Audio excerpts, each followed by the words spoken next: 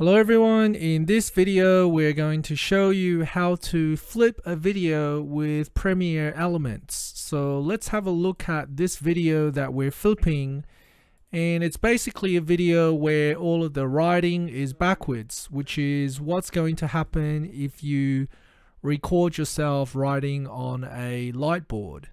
So in order for us to flip that, let's open up Premiere Elements. So I'm just going to search for Premiere Elements. Premiere Elements, not Premiere Pro, so Premiere Elements. Let's open that up. And what I'm going to do now is click on Video Editor. So there are three functions. Your program might look slightly different, but it should still have the three main functions. Let's choose Video Editor and just wait for it to load. So you can see once you open it up, there are three modes at the top: Quick, Guided, and Expert. Let's just choose the Quick mode. Close here, and this is the trial version reminder. Just get rid of that if you see that. Hopefully you won't. And then you are going to import the video from your folder, okay, from this folder outside on your desktop into the program. So you can simply just drag it in. That is the easiest way. Just drag it in and you can see it's now imported.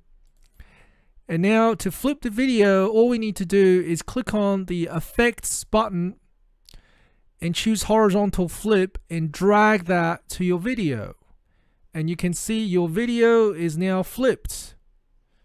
Okay, your video is now flipped in the right direction. So now in order to export the video, let's just go to File, Export and Save.